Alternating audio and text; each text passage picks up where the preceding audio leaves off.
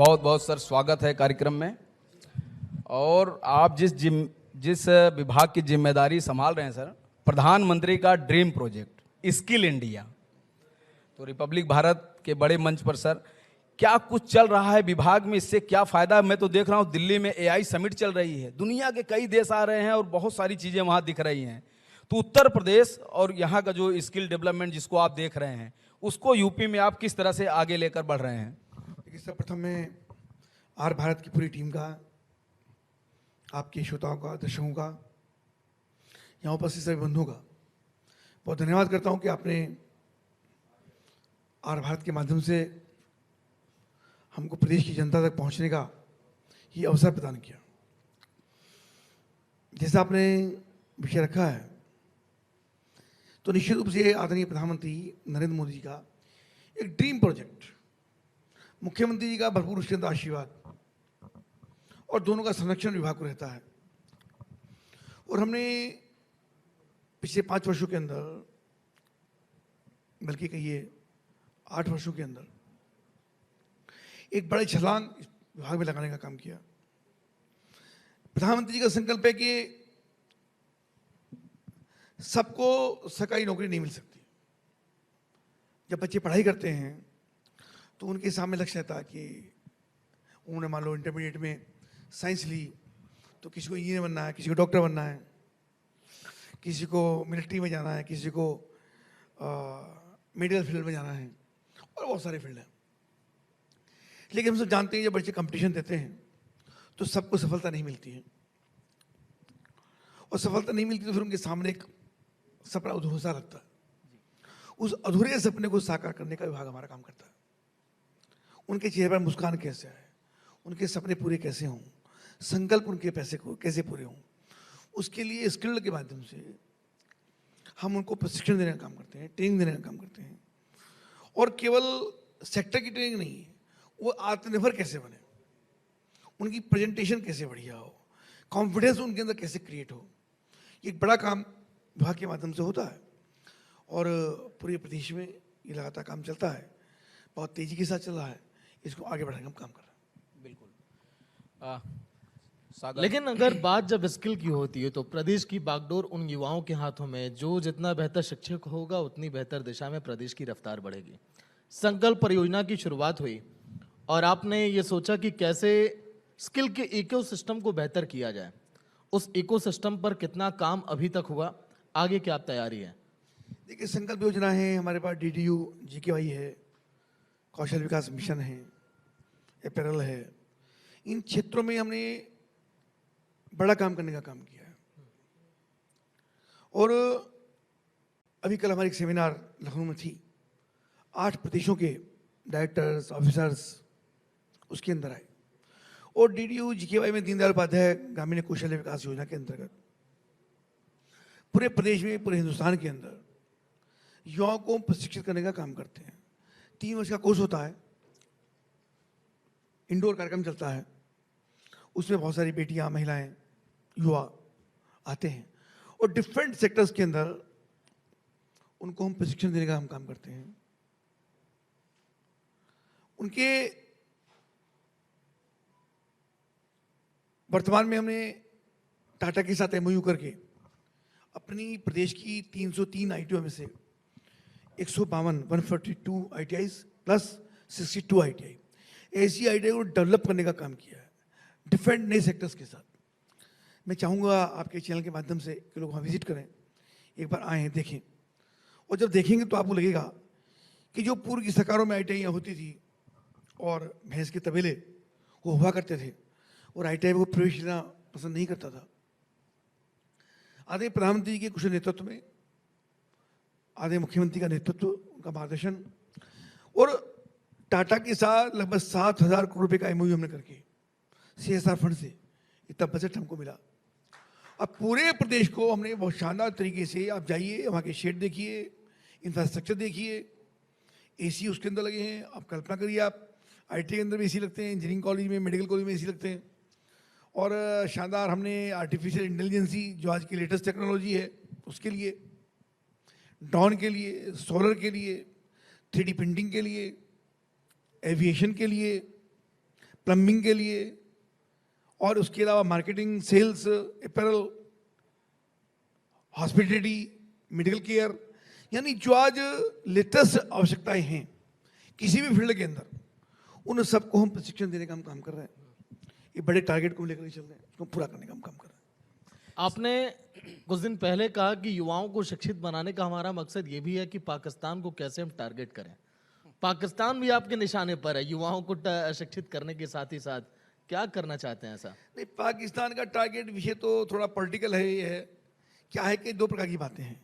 पाकिस्तान हमारा पड़ोसी देश है, वो अच्छे से व्यवहार करे तो हमें कोई आपत्ति नहीं है, बढ़िया काम करे।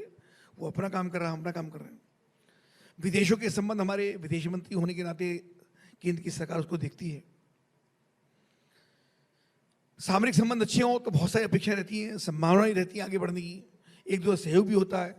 लेकिन पाकिस्तान की जैसी एक्टिविटी गत वर्षों के अंदर रही है, जैसे आतंकवाद को पोषित करने का उसने काम किया, अनेक प्रकार की घटनाएं करने का काम किया, और बिल्कुल रंगे हाथ आतंकवादियों को पोषण, उनकी कब्रों पे जाना, उनकी चिताओं पर उनके जो अभी जब घटना होती है ऑपरेशन सिंदूर के अंदर, बाकायदा उनके मिलिटेंट्स जो उनके ऑफिसर्स हैं वह मातम पड़ते हुए हमने देखा उनको।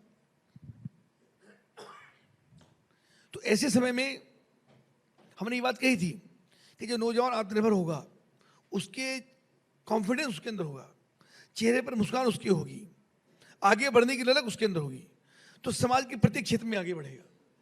मैं पश्चिम उत्तर प्रदेश से आता हूँ, मुजफ्फरनगर मेरी विधानसभा है। ये तो पूरे देश के सभी नौजवानों को और सैनिकों को सैल्यूट करता हूँ, पर बड़ी संख्या में पश्चिम उत्तर प्रदेश युवाओं को मिलिट्री में, सेना में, पुलिस में भर्ती कराने का काम करता है। और उसमें बच्चे तैयारी करते हैं, उसमें 4 बजे उठते हैं, 5 बजे उठते हैं, तैयारी करते हैं, दौड़ लगाते हैं, परिश्रम करते हैं, सर्दी में पसीना बहाते हैं। और जब उनकी भर्ती होती है तो उनके मन में एक जज्बा रहता है कि नहीं, अगर कभी अवसर हुआ तो मातृभूमि के लिए जान ले भी सकता हूँ, जान दे भी सकता हूँ। तो ये जज्बा है, उसमें वो विषय आत्मनिर्भरता के यहाँ से निकल करके आता है कि उसको एक भरोसा ये हो कि नहीं, मैं ऑलराउंडर बनूँ, प्रेजेंटेशन मेरी बढ़िया हो, कॉन्फिडेंस मेरे अंदर अच्छा हो, कोई बात कहने की मेरे अंदर अगर कॉन्फिडेंस आता है तो उसका मैं अपनी बात को कह सकूँगा। तो उसी में से रास्ता निकलता है कि जरूरत पड़ेगी तो देश के लिए हम कुछ भी करने के लिए तैयार होंगे। और पश्चिम का नौजवान बहुत ताकतवर भी होता है, पर्सनैलिटी उसकी अच्छी होती है, हाइट बहुत अच्छी होती है, तो हम उनको हमेशा प्रोत्साहित करने का काम करते हैं। और तो यूँ तो पूरे देश के ये नौजवान हैं, मैं सभी का सम्मान करता हूँ, पर उसमें हमारी भूमिका अत्यंत महत्वपूर्ण है। सर, ये जो परंपरागत जो शिक्षा है, चाहे वो हाई स्कूल हो, इंटर हो, ग्रेजुएशन हो, फिर पोस्ट ग्रेजुएशन, क्या आज के युवा ये सब करना चाहते हैं? उनके पास इतना समय है?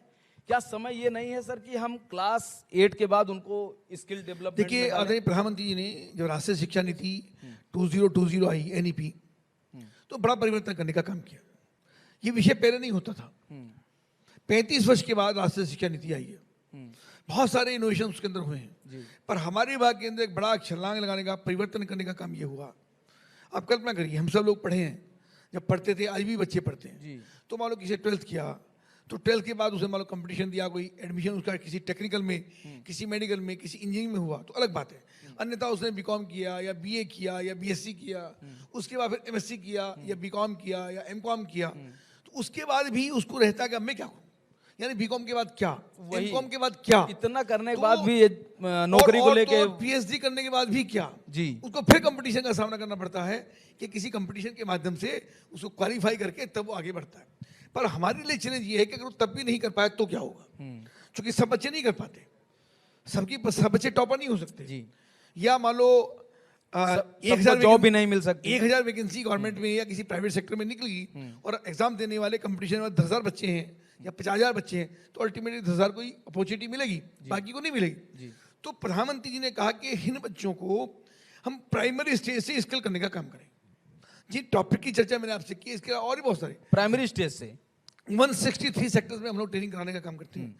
तो प्रधानमंत्री ने अभी तो वो 6 to 8 है, पर अभी हमने वो शुरू नहीं किया है, वो स्कूलों में हो रहा है जी। 6 to 8 जो प्राइमरी स्कूल है और मॉन्टेसरी स्कूल है, पब्लिक स्कूल में होता है, पर हमारा डिपार्टमेंट भी 9th से 9th, 10th, 11th, 12th और ग्रेजुएशन ऐसा मिला करके पढ़ाई के साथ साथ प्रोजेक्ट प्रवीण के अंदर हमने इंटरमीडिएट कॉलेजों में भी, प्राइवेट कॉलेजों के अंदर भी, गवर्नमेंट के कॉलेजों में भी और जो प्राइवेट कॉलेजेस हैं उनके अंदर भी बच्चों को हमने ट्रेनिंग कराने का काम शुरू किया है। 1.5 या 2 घंटे की ट्रेनिंग होती है। स्कूल को हम टारगेट देते हैं किस सेक्टर में वो अपने बच्चों को ट्रेनिंग दिलवाना चाहते हैं, और बच्चे वहाँ से प्रोजेक्ट प्रवीण के अंदर ट्रेनिंग लेकर के निकलते हैं। तो क्या होगा, अगर उनको सीख भी लिया जी तो जीवन में काम आएगा। काम मानो उन्हें सर देश में एक बड़ी युवाओं की संख्या है, बेरोजगारी की बात आती है, अगर आप युवाओं को टारगेट करके अगर उनको आप स्किल कर देंगे तब तो फिर वो अपना जीवन चला ही ले जाएंगे। मैंने वही आपसे कहा कि 2 चीजें होंगी, उसको अपॉर्चुनिटी मिल गई तो बहुत बेल्डन, बहुत अच्छा है, हमारी शुभकामनाएं उसके साथ है। नहीं मिली तो हमारे सेक्टर के माध्यम से उसको आत्मनिर्भर होने का, किसी काम को करने का, आगे बढ़ने का, उसको और अधिक प्रैक्टिस करने का। अभी मैं कल की मैं बताता हूँ, विधानसभा में एक हमारे पास एक मिलने के लिए व्यक्ति आए, तो उन्होंने कहा कि मैं बातचीत होती क्या, मैं एग्जाम्पल देकर समझाना चाहूँगा कि बातचीत होती क्या कर, आप क्या करते हैं। तो उन्होंने कहा कि मेरी तो जो पार्ट्स हैं, जो जेसी मशीन होती हैं, ये बड़ी बड़ी काम करने वाली मशीन होती है, बड़े बड़े ट्रैक्टर्स होते हैं, उनके पार्ट्स बनाने का हम काम करते हैं, और मेरी 4 फैक्ट्रियाँ। अरे मैंने कहा बड़ा सरप्राइजिंग मुझे को लगा, मैं इतना बड़ा सेक्टर आपका है। तो मैंने पूछा आपने क्या किया, तो उन्होंने कहा साहब मैंने पॉलिटेक्निक किया। मैंने कहा फिर मैकेनिकल में क्या हुआ, कि हाँ जी मैकेनिकल मैंने पॉलिटेक्निक किया। फिर क्या हुआ कि सब 5 साल में नौकरी किसी कंपनी के अंदर की, और वहीं से मैंने काम शुरू कर करके और अपने आप को बढ़ाने का मैंने एक टॉप मतलब एक पार्ट बनाना शुरू किया, फिर 2, आज मैं 600 पार्ट उन मशीनों को बनाने का काम करता हूँ। तो मैंने उसको अप्रिशिएट भी किया, और मैं उस एग्जाम्पल भी आपके सामने दे रहा हूँ। ITI पॉलिटेक्निक लगभग इक्वलेंट से ही है।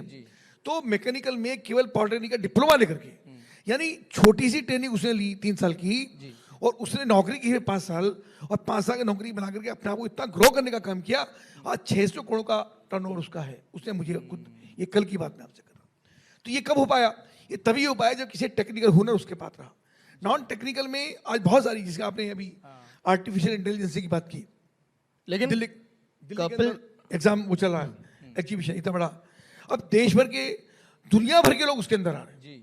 आर्टिफिशियल को कितनी तेजी के साथ प्रधानमंत्री ने संरक्षित करने का काम किया, स्वयं जाके उसका शुभारंभ किया। अश्विनी वैष्णव जी उसके डिपार्टमेंट के हेड हैं, और कितने नौजवान, कितनी बालिकाएं, कितने बालक और सब एक्सपर्ट्स उसके अंदर आ रहे हैं। 13 देशों के राष्ट्रीय अध्यक्ष उसके अंदर आ रहे हैं, पार्टिसिपेट कर रहे हैं, समझ रहे हैं।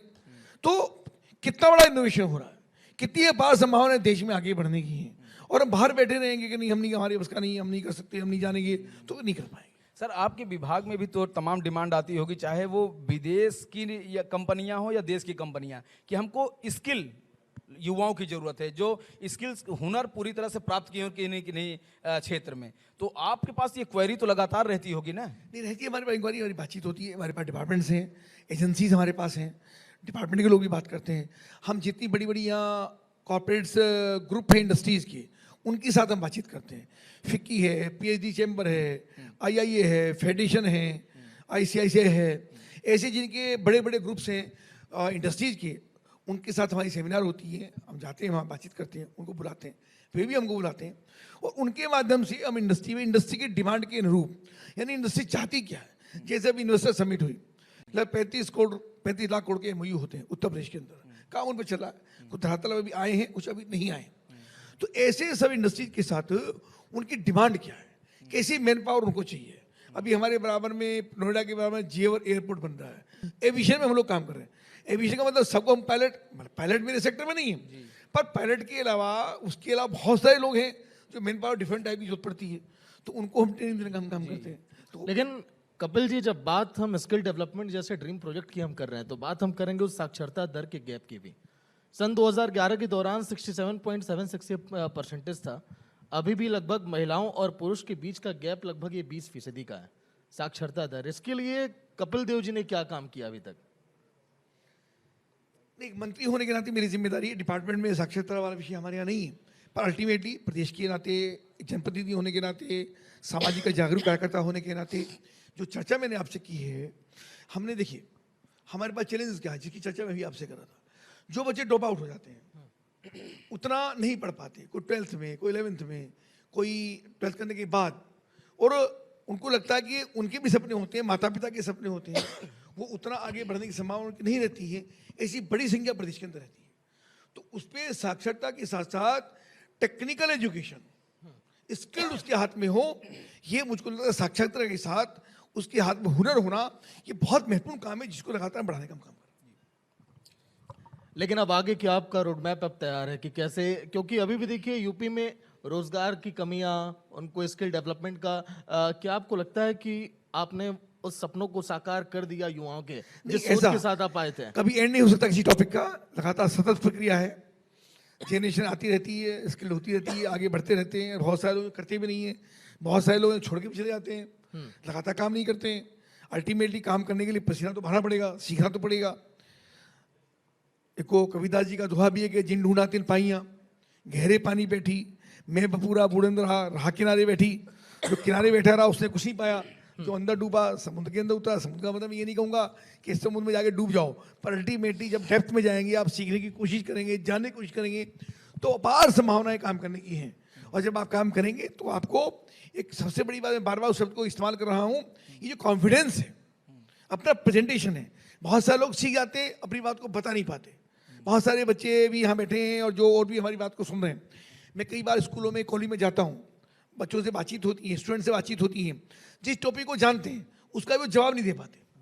ये एक बड़ी कमी बच्चों के अंदर मुझको देखने में मिलती है।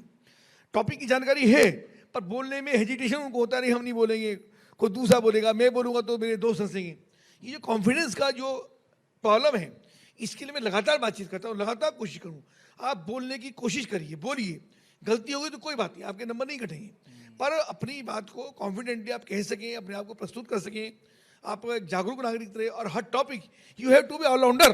बिल्कुल, आपको हर टॉपिक की जानकारी चाहिए, केवल ये नहीं कि आपने बीएससी कर लिया, एमएससी कर लिया।